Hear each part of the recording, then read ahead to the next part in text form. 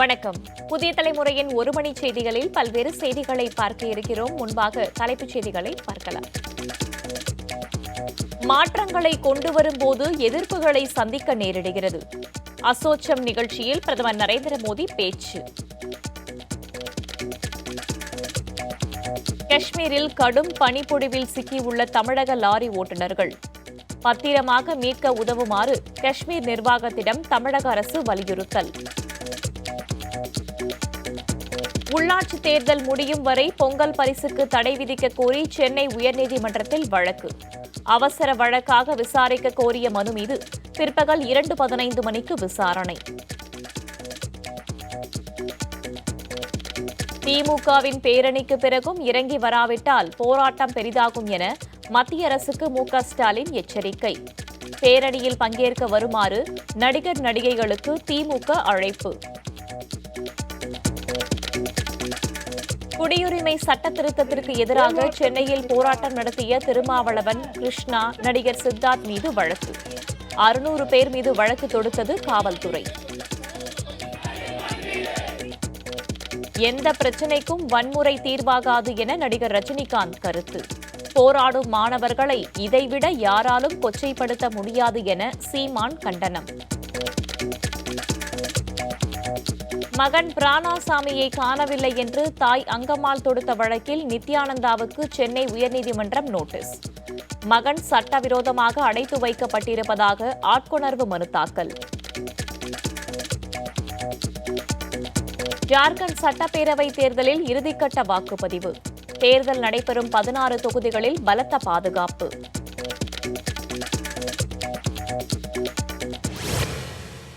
மாற்றங்களை கொண்டு வரும்போது எதிர்ப்புகளை சந்திப்பதாக பிரதமர் நரேந்திர மோடி தெரிவித்துள்ளார். டெல்லியில் இந்திய வர்த்தக சபை அசோச்செமின் கூட்டத்தில் உரையாற்றிய அவர் எதிர்ப்புகளை மீறி சீர்திருத்தங்களை கொண்டு வந்திருப்பதாக தெரிவித்தார். 5 லட்சம் கோடி டாலர் பொருளாதாரம் என்பது காணல் நீர் அல்ல என்றும் அந்த இலக்கை அடைய தேவையான நடவடிக்கைகளை எடுத்து வருவதாகவும் குறிப்பிட்டார். 5-6 வருடங்களுக்கு முன்பு இந்திய பொருளாதாரம் பேரழிவை நோக்கி சென்று கொண்டிருந்ததாக தெரிவித்த பிரதமர் மோடி, மத்திய அரசின் நடவடிக்கைகளால் சரிவில் இருந்த பொருளாதாரத்தை நிலைபெறச் செய்ய நடவடிக்கை எடுத்திருப்பதாக கூறினார். தொழில்துறையின் கோரிக்கைகளை பூர்த்தி செய்ய நடவடிக்கை எடுத்திருப்பதாகவும் அவர் குறிப்பிட்டார். பொருளாதாரத்தை நவீனப்படுத்தி வேகப்படுத்த தொழில்நுட்பத்தை பயன்படுத்தியிருப்பதாகவும் பிரதமர் மோடி கூறினார். நாட்டில் தொழில் புரிவதை மேலும் இலகுவாக்குவதற்காக பல்வேறு நடவடிக்கைகளை எடுத்து வருவதாகவும் பிரதமர் தெரிவித்தார். குடியுரிமை சட்ட திருத்தத்தை எதிர்த்து தமிழகத்தின் பல்வேறு பகுதிகளில் நேற்றும் போராட்டங்கள் நடைபெற்றன. குடியுரிமை சட்ட திருத்தத்திற்கு எதிரான கூட்டமைப்பு சார்பில் சென்னை வள்ளுவர் கோட்டத்தில் போராட்டம் நடைபெற்றது. இதில் நடிகர் சித்தார்த், இசை கலைஞர் டி.எம். கிருஷ்ணா உள்ளிட்டோர் நேரில் வந்து கலந்து கொண்டு ஆதரவு தெரிவித்தனர். அப்போது சட்ட திருத்தத்தை திரும்பப் பெற வேண்டும் என வலியுறுத்தினர். மேலும் டெல்லியில் மாணவர்கள் மீதான தாக்குதலுக்கும் ஆர்ப்பாட்டத்தில் கண்டனம் தெரிவிக்கப்பட்டது. இந்துக்களுக்கு குடியுரிமை தரக்கூடாது என்று யாராவது நாம் சொன்னோமா? பார்சிகளுக்கு தரக்கூடாது என்று சொல்கிறோமா? சமணர்களுக்கு தரக்கூடாது, பௌத்தர்களுக்கு தரக்கூடாது, கிறிஸ்தவர்களுக்கு தரக்கூடாது, சீக்கியர்களுக்கு தரக்கூடாது என்று யாராவது சொல்கிறோமா? இவர்களுக்கெல்லாம் மதத்தின் அடையாளத்தை சொல்லி இவர்களுக்கெல்லாம் தருவோம், ஆனால் முஸ்லிம்களுக்கு இல்லை என்று சொல்லுகிற போது மதத்தை அடிப்படையாக வைத்து அளவுகோலாக வைத்து ஒரு சட்டத்தை இயற்றுவது என்பது அரசியலமைப்பு சட்டத்திற்கு முற்றிலும் எதிரானது. நாகரீகமா சாந்தமா ப்ரொடெஸ்ட் பண்ண முடியும், அதை நம்ம நிரூபிப்போம். எல்லாரும் குரல் கொடுங்க. Down with fascism, down with fascism. இந்த நேரம் கட்சி மையம் இதெல்லாம் பத்தி பேசுற நேரம் கிடையாது. தனிப்பட்ட முறையில் ஒரு இந்தியனா உங்களுக்கு அக்கறை இருந்தா, உங்களுக்கு கோபம் வந்தா, உங்களுக்கு இவங்க பண்றது தப்புன்னு தோணுச்சுன்னா அதை இந்த மாதிரி ஒரு கும்பலா சேர்ந்து உங்களோட ப்ரொடெஸ்டை ரெஜிஸ்டர் பண்ணுங்க. We are with you. We are all with you. Don't stop the fight. Don't stop the fight. Don't stop the fight. தொடர் எதிர்ப்பு தேவை. இளைஞர்கள் வழி காமிச்சிருக்காங்க. அந்த எதிர்ப்பை நம்ம கண்டினியூ பண்ணணும். அவங்களுக்கு சப்போர்ட் கொடுக்கணும். இது காலேஜ் ஸ்டூடெண்ட்ஸ் ரோட்டுக்கு அவங்க வாழ்க்கை டேஞ்சரில் போட்டு பண்ணுறாங்க. கேள்விகள் கேட்குறாங்க. ஒரு சமுதாயத்தில் ஒரு ஜனநாயகம் எப்படி இருக்கணும்னு அவங்க காமிச்சிருக்காங்க. கேள்வி கேட்குற சமுதாயம் தான் ஒரு ஜனநாயகம். அண்ட் இந்த மாதிரி ஒரு ஆக்ட் அகேன்ஸ்டாக கேள்வி கேட்காம இருந்தோம்னா நம்மளோட கான்ஸ்டிடியூஷனோட பேசிக் ஸ்பிரிட்டே போயிடுங்க. சென்னை சென்ட்ரல் ரயில் நிலையம் அருகே மக்கள் அதிகாரம் அமைப்பினர் போராட்டம் நடத்தினர். அனுமதியின்றி போராட்டம் நடத்தியதாக அவர்களை காவல்துறையினர் கைது செய்தனர். சென்னையில் திராவிட கழகத்தினர், இந்திய கம்யூனிஸ்ட் கட்சியினர் உள்ளிட்டோரும் பல இடங்களில் போராட்டம் நடத்தினர். மதுரை வக்ஃபு வாரிய கல்லூரியில் மாணவர்கள் உள்ளிருப்பு போராட்டத்தை தொடர்ந்தனர். இதனால் 2 நாட்களுக்கு கல்லூரி விடுமுறை அறிவிக்கப்பட்டுள்ளது. தேனி மாவட்டம் பெரியகுளத்தில் போராட்டத்தில் ஈடுபட்டவர்கள் குடியுரிமை சட்டத்திருத்த நகலை தரையில் போட்டு மிதித்து எதிர்ப்பு தெரிவித்தனர். இதனை காவல்துறையினர் தடுக்க முயன்றதால் சிறிய அளவில் தள்ளுமுள்ளு ஏற்பட்டது. குடியுரிமை சட்ட திருத்தத்தை திரும்பப் பெறக்கோரி கிருஷ்ணகிரி மாவட்டம் ஒசூர் ரயில் நிலையத்தை முற்றுகையிட முயன்றனர். அவர்களை கைது செய்த காவல்துறையினர் வலுக்கட்டாயமாக குண்டுக்கட்டாக தூக்கிச் சென்றனர். இதேபோல் கடலூர், திருச்சி, விழுப்புரம், வேலூர் ஆகிய இடங்களில் குடியுரிமை சட்ட திருத்தத்திற்கு எதிர்ப்பு தெரிவித்து போராட்டம் நடைபெற்றது. புதுச்சேரி மத்திய பல்கலைக்கழகத்தில் மாணவர்கள் மனிதச் சங்கிலி போராட்டத்தில் ஈடுபட்டனர். அப்போது டெல்லியில் மாணவர்கள் தாக்கப்பட்டதற்கு கண்டனம் தெரிவித்தும் குடியுரிமை சட்ட திருத்தத்தை திரும்பப் பெறவும் கோரிக்கை விடுத்து முழக்கங்களை எழுப்பினர். குடியுரிமை சட்ட திருத்தத்தை எதிர்த்து சென்னை வள்ளுவர் கோட்டத்தில் ஆர்ப்பாட்டத்தில் ஈடுபட்ட விடுதலை சிறுத்தைகள் கட்சித் தலைவர் திருமாவளவன், நடிகர் சித்தார்த், பாடகர் கிருஷ்ணா உட்பட 600 பேர் மீது வழக்கு பதிவு செய்யப்பட்டிருக்கிறது. 38 அமைப்புகளைச் சேர்ந்தவர்கள் குடியுரிமை சட்ட திருத்தத்தை எதிர்த்து வள்ளுவர் கோட்டத்தில் அனுமதியின்றி போராட்டம் நடத்தினர். இது தொடர்பாக தொல் திருமாவளவன், மனிதநேய மக்கள் கட்சித் தலைவர் ஜவாஹிருல்லா, SDPI கட்சித் தலைவர் தெஹ்லான் பாகவி, காங்கிரஸ் கட்சியைச் சேர்ந்த அமெரிக்கை நாராயணன்,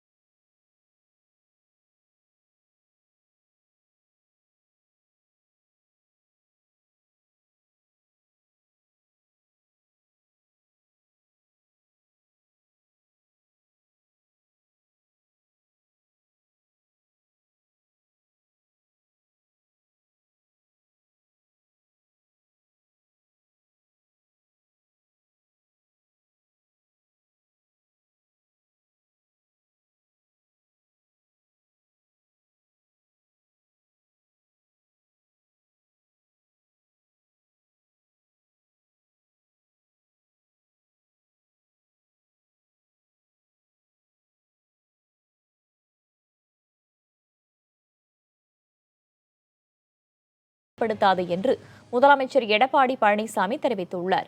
மகாத்மா காந்தியின் 150வது பிறந்த நாளை கொண்டாடுவது குறித்து குடியரசுத் தலைவர் ராம்நாத் கோவிந்த் தலைமையில் மாநில முதல்வர்கள் பங்கேற்ற ஆலோசனைக் கூட்டம் டெல்லியில் நடைபெற்றது.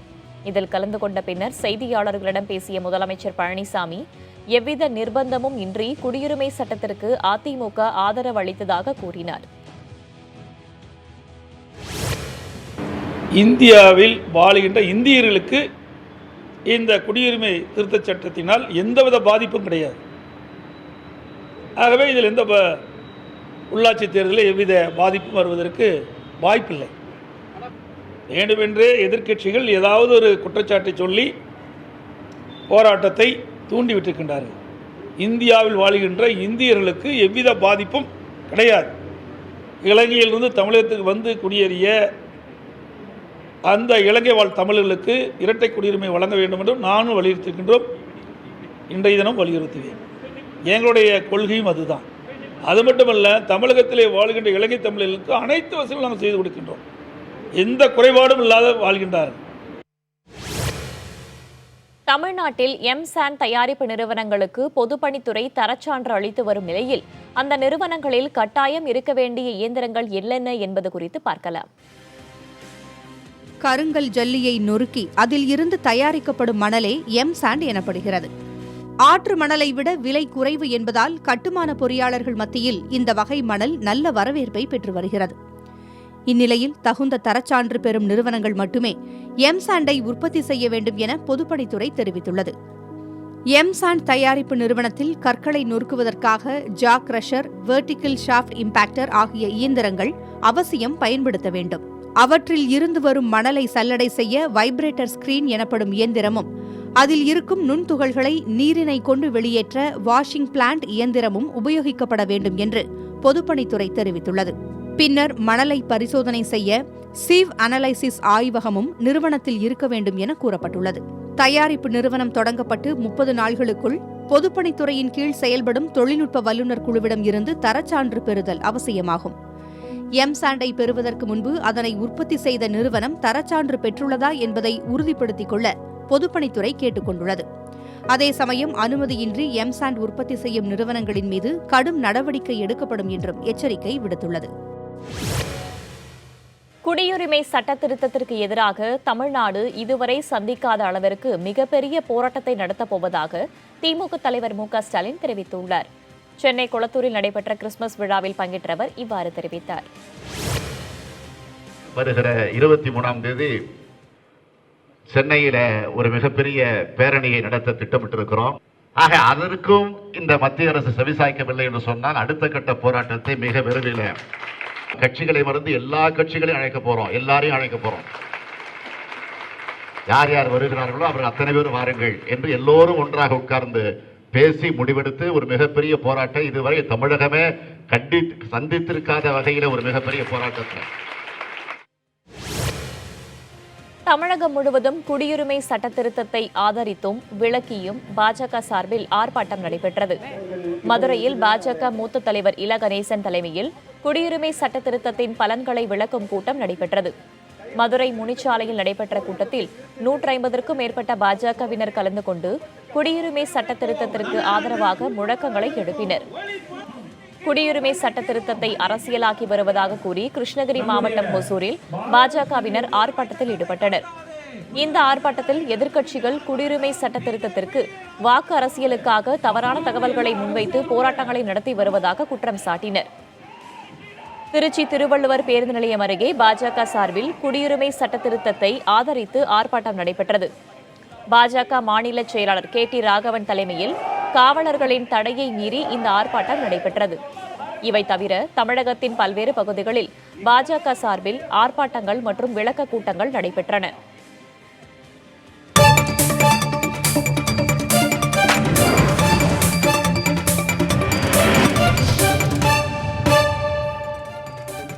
இனி சில செய்திகளை விரைவாக பார்க்கலாம். ஜாமியா மில்லியா இஸ்லாமியா பல்கலைக்கழக வன்முறை தொடர்பான விசாரணை டெல்லி உயர்நீதிமன்றத்தில் நடைபெற்ற போது அவதூறான வார்த்தைகளை பயன்படுத்திய வழக்கறிஞர்கள் மீது நீதிமன்ற அவமதிப்பு நடவடிக்கை எடுக்கும்படி சில வழக்கறிஞர்கள் வலியுறுத்தியுள்ளனர்.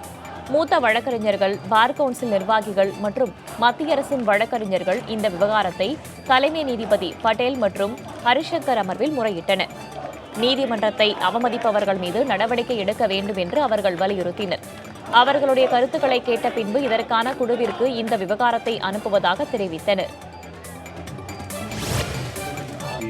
தமிழ்நாட்டில் கூட்டுறவு பண்டக சாலைகளில் உட்கட்டமைப்பு வசதிகளை மேலும் மேம்படுத்துவதற்காக 229 கோடி ரூபாய் நிதி உதவி வழங்க வேண்டும் என்று கூட்டுறவுத்துறை அமைச்சர் செல்லூர் ராஜு கோரிக்கை விடுத்திருக்கிறார். நுகர்வோர் கூட்டுறவுகள் மற்றும் மதிப்புச் சங்கிலிகள் பற்றிய தலைப்பில் தேசிய கூட்டுறவு வளர்ச்சிக் கழகம் சார்பில் டெல்லியில் கருத்தரங்கம் நடைபெற்றது. இதனை தமிழ்நாடு கூட்டுறவுத்துறை அமைச்சர் செல்லூர் ராஜு தொடங்கி வைத்தார். அப்போது பேசிய அவர், இந்தியாவில் கூட்டுறவு சங்கங்களை தொடங்குவதில் தமிழகம் முன்னோடி மாநிலமாக இருப்பதாக கூறினார். தற்போது ஏற்பட்டிருக்கும் வெங்காய விலை உயர்வை கட்டுப்படுத்த விலை கட்டுப்பாட்டு நிதி உதவியுடன் குறைந்த விலையில் 1 கிலோ 40 ரூபாய் என 177 மெட்ரிக் டன் வெங்காயம் விற்பனை செய்யப்பட்டதாக தெரிவித்தார். எனவே தமிழகத்தில் உள்ள கூட்டுறவு பண்டக சாலைகளில் உட்கட்டமைப்பு வசதிகளை மேலும் மேம்படுத்தவும் கணினிமயமாக்கும் பணிகளை மேற்கொள்ளவும் தேசிய கூட்டுறவு வளர்ச்சிக் கழகம் 229 கோடி ரூபாய் நிதி உதவி வழங்கிட வேண்டும் என்று அவர் வேண்டுகோள் விடுத்தார்.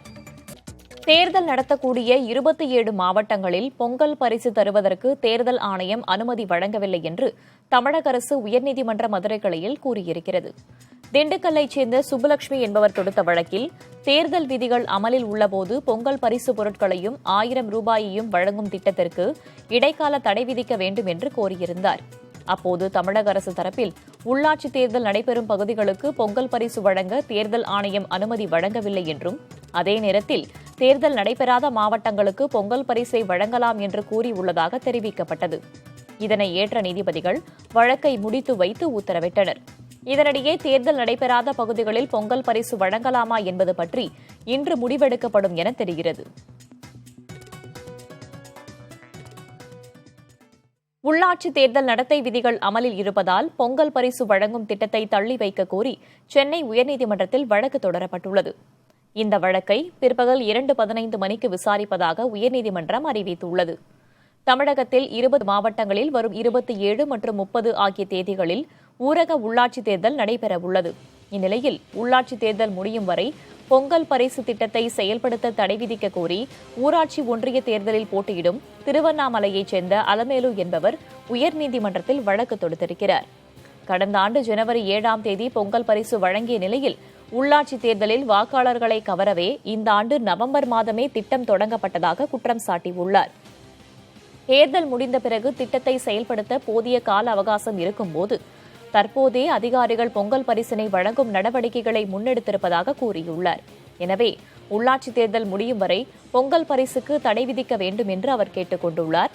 இந்த வழக்கு நீதிபதிகள் சத்யநாராயணன், ஹேமலதா கொண்ட அமர்வில் அவசர வழக்காக விசாரிக்க வேண்டும் என்று முறையிடப்பட்டது. இதனை ஏற்றுக்கொண்ட நீதிபதிகள் பிற்பகல் 2:15 மணிக்கு விசாரிப்பதாக அறிவித்தனர்.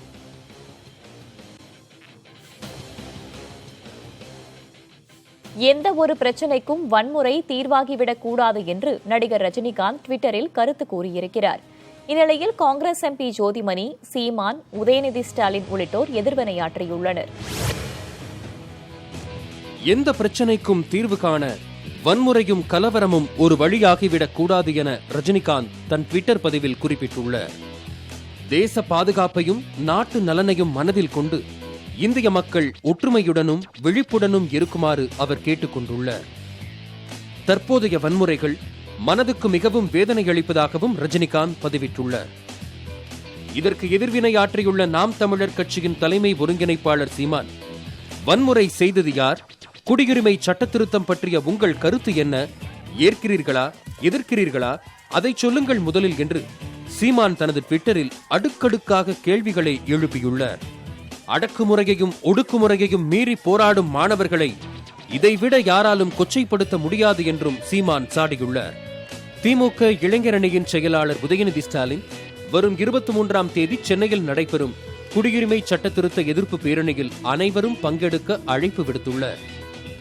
போராட்டத்தை கண்டு வன்முறை என்று அஞ்சும் வசதியான வயதான பெரியவர்களை சரியான பாதுகாப்புடன் வீட்டிலேயே விட்டு வருமாறும் உதயநிதி ட்வீட் செய்துள்ளார். காங்கிரஸ் எம்பி ஜோதிமணி தனது ட்விட்டர் பக்கத்தில் தூத்துக்குடி துப்பாக்கிச் சூட்டு படுகொலைகளுக்கு பிறகு ரஜினி பேசியதன் மறுபதிப்பே இது என்று குறிப்பிட்டுள்ளார். மக்களின் அடையாளங்கள், உரிமைகள், உணர்வுகள் அழித்தொழிக்கப்படுவதும் மாணவர்கள் மீது ஏவப்பட்ட வன்முறையும்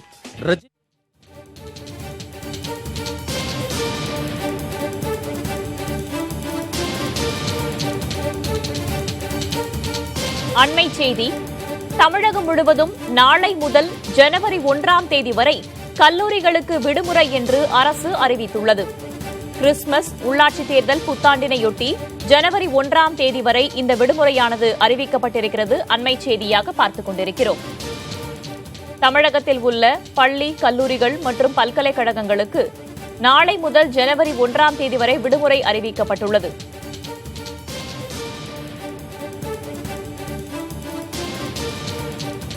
கிறிஸ்துமஸ் மற்றும் புத்தாண்டை முன்னிட்டு கல்லூரிகள் மற்றும் பல்கலைக்கழகங்களுக்கு மட்டும் இந்த விடுமுறையானது அறிவிக்கப்பட்டிருக்கிறது. அண்மை செய்தியாக பார்க்கிறோம்.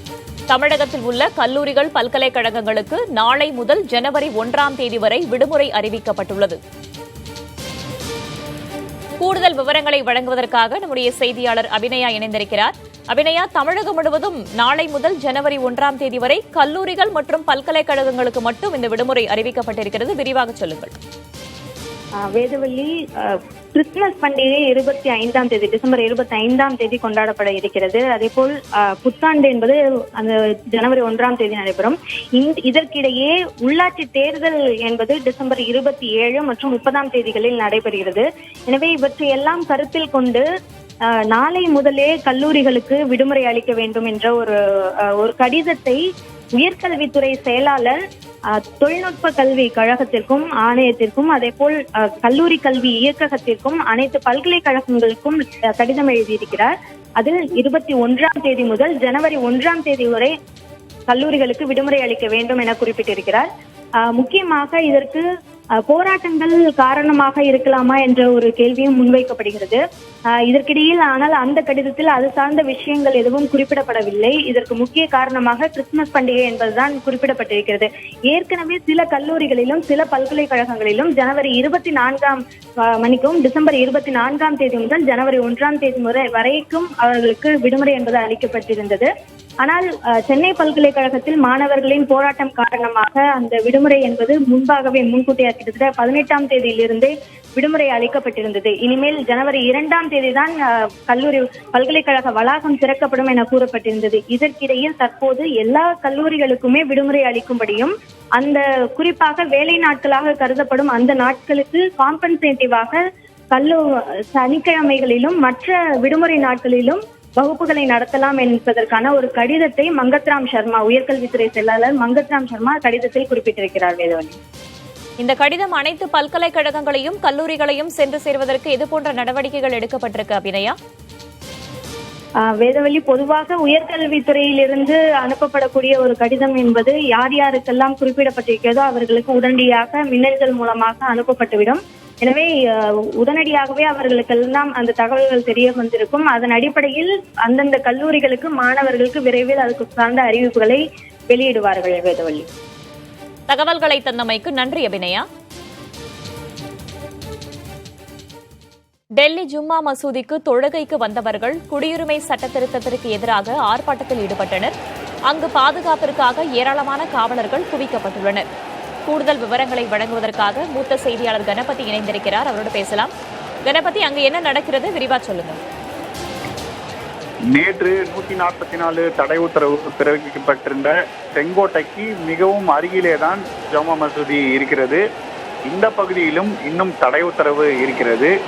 எந்த விதமான ஊர்வலத்துக்கோ பொதுக்கூட்டத்துக்கோ அனுமதி அளிக்கப்படவில்லை என்று டெல்லி போலீஸ் சொல்லியிருக்கிறது. இருந்த போதிலும் வெள்ளிக்கிழமை தொழுகைக்காக இங்கே கூடியிருப்பவர்கள் பெரும் அளவிலே இன்று தற்போது CAA என்று சொல்லப்படும் குடியுரிமை சட்டம் மற்றும் NRC என்று சொல்லப்படும் வெளிநாட்டவரை கண்டறிவதற்கான பட்டியல் இரண்டுக்கும் எதிராக கோஷங்களை எழுப்பிக் கொண்டிருக்கிறார்கள், பதாகைகளை ஏந்தி கொண்டிருக்கிறார்கள்.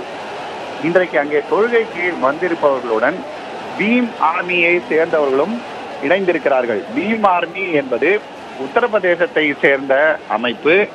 தலித்துகள் பெரும் அளவிலே இந்த அமைப்பிலே உறுப்பினர்களாக இருக்கிறார்கள். இவர்களின் தலைவரான சந்திரசேகர் ஆசாத் பல்வேறு போராட்டங்களை நடத்தி பலமுறை சிறை சென்றவர்.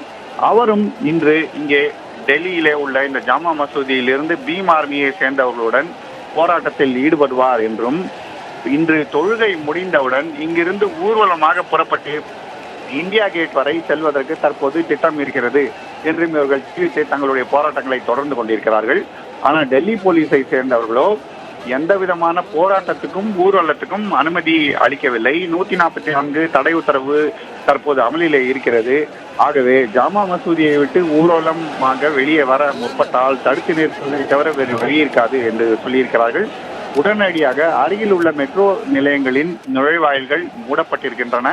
ஆனால் கூட்டம் மிகவும் அதிகமாக இருப்பதால் போலீசாரால் இவர்களை கட்டுக்குள் கொண்டு வர முடியுமா என்று தெரியவில்லை. ஆகவே போலீசார் ஒரு புறம் ஜந்தர் மந்தர் பகுதியில் வேண்டுமானால் நேற்று போல போராட்டம் நீங்கள் நடத்தி கொள்ளலாம், ஆனால் வேறு எங்கும் போராட்டம் நடத்தக்கூடாது என்றும் இவர்களுக்கு தெரிவித்து வருகிறார்கள். இருந்த போதிலும் இந்த பகுதியிலே நாம் பார்ப்பது CAAக்கு எதிரான பதாகைகள், அம்பேத்கருடைய படங்கள் மற்றும் NRCக்கு எதிரான பதாகைகள் ஆகியவை அத்துடன் இவர்கள் இந்திய கொடி போன்றவற்றையும் ஏந்தி இங்கே போராட்டங்களை தொடர்ந்து கொண்டிருக்கிறார்கள். ஆகவே இன்று தொழுகைக்கு பிறகு சட்டம் ஒழுங்கு கட்டுக்குள் இருக்குமா அல்லது போராட்டம் பெரிய அளவிலே வெடிக்குமா என்ற கேள்விக்குறி எழுந்திருக்கிறது. ஆகவேதான் டெல்லி போலீசார் தற்போது கூடுதல் ஏற்பாடுகளை செய்து கொண்டிருக்கிறார்கள். இதே நேரத்திலே ஜாமியா பல்கலைக்கழகத்திலும் மீண்டும் சற்று நேரத்துக்கு முன்பிருந்து போராட்டம் துவங்கி இருக்கிறது. டெல்லி பல்கலைக்கழகம் மற்றும் JNU ஆகியவற்றை சேர்ந்த மாணவர்களுடன் ஜாமியா மாணவர்களுடன் சேர்ந்து போராட்டத்தில் ஈடுபடலாம் என தெரிகிறது. ஆகவே நேற்று போலவே இன்றும் ஒரு சட்டம் ஒழுங்கு பிரச்சனை டெல்லியிலே ஏற்படுவதற்கான வாய்ப்பு சூழ்நிலை ஏற்பட்டிருக்கிறது.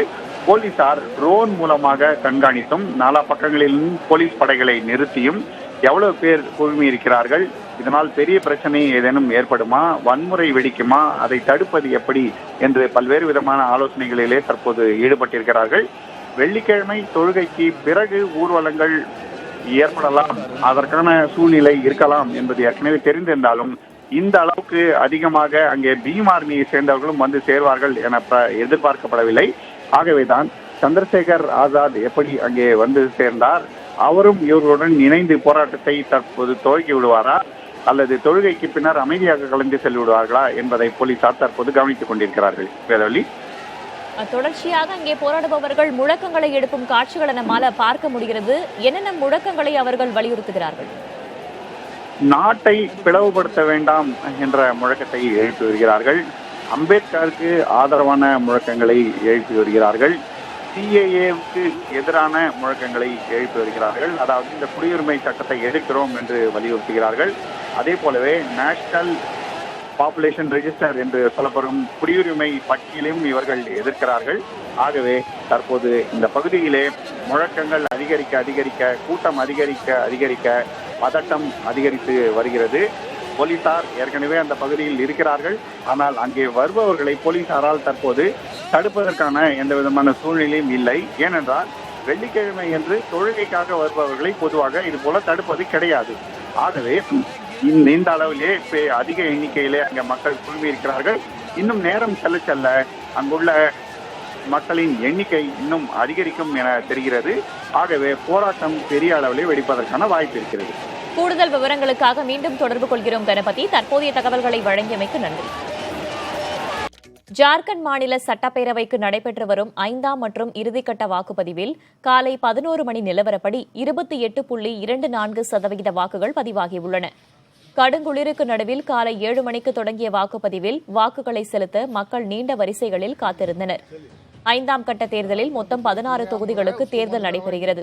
இவற்றில் 5 தொகுதிகளில் பிற்பகல் 3 மணிக்கும் எஞ்சிய தொகுதிகளில் மாலை 5 மணிக்கும் வாக்குப்பதிவு நிறைவடையும். 81 தொகுதிகளை கொண்ட ஜார்க்கண்ட் சட்டப்பேரவைக்கு மொத்தம் 5 கட்டங்களாக தேர்தல் நடைபெறுகிறது.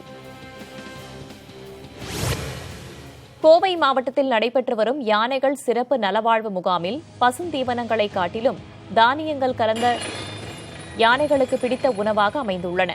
மேட்டுப்பாளையம் அருகே தேக்கம்பட்டியில் பவானி ஆற்றின் கரையோரம் நடைபெற்று வரும் சிறப்பு நலவாழ்வு முகாமில் 28 யானைகள் பங்கேற்றுள்ளன. காலையில் துயில் எழுந்ததும் சக யானைகளுடன் நடைபயிற்சி, உற்சாகப்படுத்திக் கொள்ள ஷவர் பாத்தில் குளியல் என குதூகலமாகவே தொடங்குகின்றன யானைகளின் பொழுதுகள். குளியலுக்கு பிறகு நேரம் வாரியாக கரும்பு உள்ளிட்ட பசுந்தீவனங்களும் கேழ்வரகு, கம்பு உள்ளிட்ட தானியங்கள் அடங்கிய உணவு கவளமாக வழங்கப்படுகின்றன. வேக வைத்த பச்சை பயிறு, கொள்ளு, ராகி, மஞ்சள், கருப்பட்டி, தாது உப்புக்கள் அரிசி சாதத்தில் கலந்து கவளமாக்கப்படுகின்றன. இத்துடன் செரிமானம் மற்றும் நோய் எதிர்ப்பு சக்திக்கான மருந்துகளும் கலக்கப்படுகின்றன. இந்த கலவை யானைகளுக்கு மிகவும் பிடித்து போயிருப்பதால் தங்கள் பாகன்கள் ஊட்ட சமத்தாக சாப்பிடுகின்றன யானைகள்.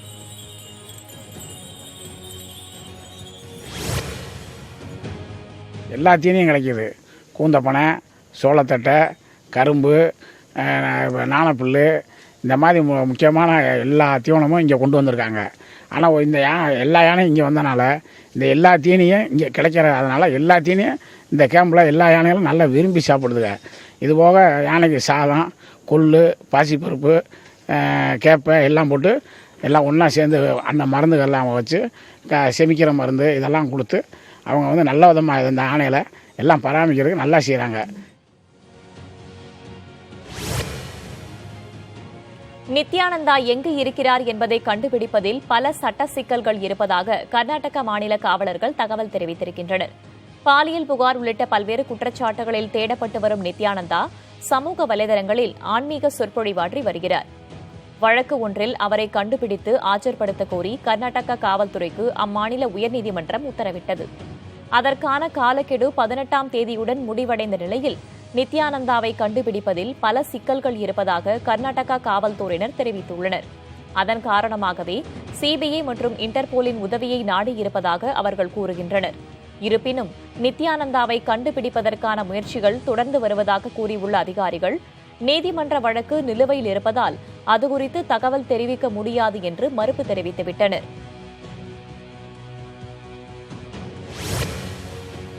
திராவிட நாத்திகம் என்பது இந்து மதத்திற்கு எதிரானது என்று நித்யானந்தா தெரிவித்திருக்கிறார்.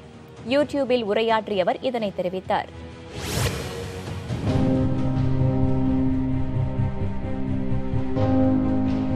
சில நாட்களாக தனது சற்சங்கத்தில் நகைச்சுவையாக உரையாற்றி வந்த நித்யானந்தா இம்முறை பரபரப்பை ஏற்படுத்தும் வகையில் பேசியுள்ளார்.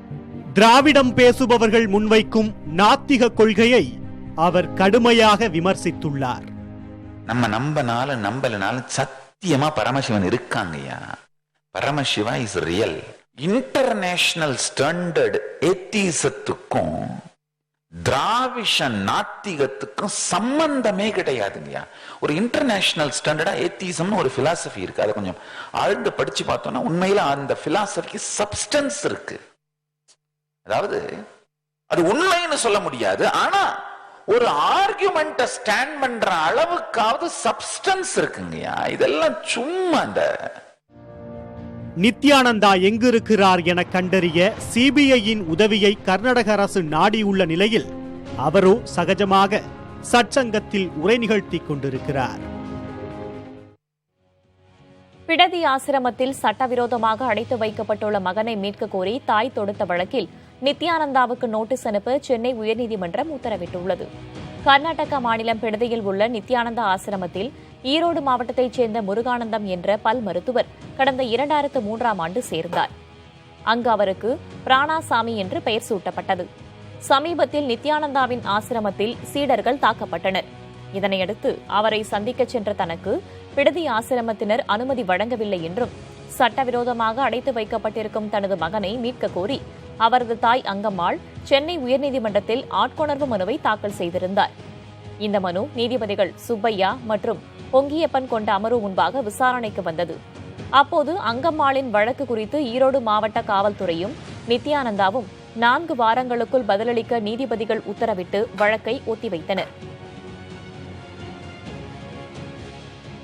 ஆப்பிள் போக்குவரத்திற்காக காஷ்மீருக்கு லாரிகளில் சென்ற தமிழகத்தைச் சேர்ந்த ஓட்டுநர்கள் பனிப்பொழிவில் சிக்கி தவிக்கின்றனர்.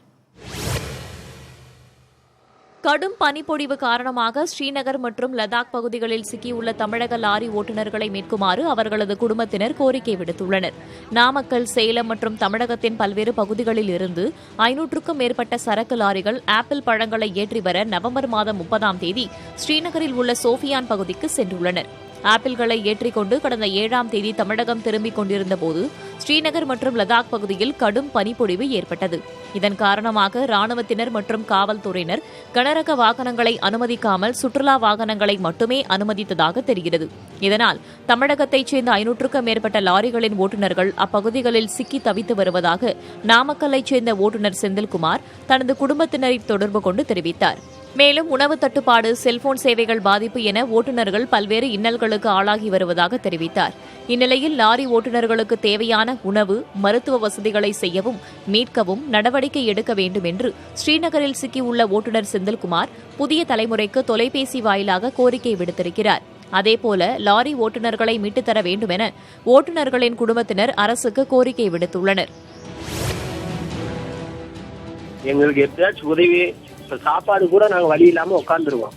குளிரும் தாங்க முடியல, கீழே பனிக்கட்டியா கிடக்கு, கீழே இறங்கி எங்களால நடக்க முடியல, வண்டியிலே உட்காந்துருக்கோம். நாங்க எங்களோட கஷ்டத்தை நீங்க தான் புரிஞ்சுக்கணும். எல்லா பேரும் நீங்க எங்கேயாச்சும் மேல இடத்துல பேசி எங்களோட கொஞ்சம் உதவி பண்ணா நல்லா இருக்கும். பையன் போனாங்க, 1 மாசம் ஆகுது, இன்னும் வரலைங்க. சோத்துக்கு இல்லாத ஒன்றுக்கு இல்லாத கிடக்கிறான், ஒன்று சோறுலாம் தண்ணி இல்லாத கிடக்கிறான். இங்கேயும் ஒன்றும் கஷ்டமாக இருக்குதுங்க. எனக்கு உடம்பு சரியில்லை, பார்க்கறதுங்க பயம் இருந்தால் தான் பார்ப்போம். காஷ்மீரில் நிலவும் பனிப்பொழிவில் தமிழகத்தைச் சேர்ந்த 300க்கும் மேற்பட்ட லாரி ஓட்டுநர்கள் சிக்கி இருக்கும் நிலையில் அவர்களை மீட்க காஷ்மீர் நிர்வாகத்துடன் பேசி வருவதாக தமிழக அரசு தெரிவித்திருக்கிறது. தமிழகத்தைச் சேர்ந்த 300க்கும் மேற்பட்ட லாரி ஓட்டுநர்கள் காஷ்மீரில் நிலவி வரும் கடும் பனிப்பொழிவில் சிக்கி தவித்து வருவதாக நாமக்கல்லைச் சேர்ந்த ஓட்டுநர் செந்தில்குமார் தனது குடும்பத்தினரை தொடர்பு கொண்டு தகவல் தெரிவித்தார்.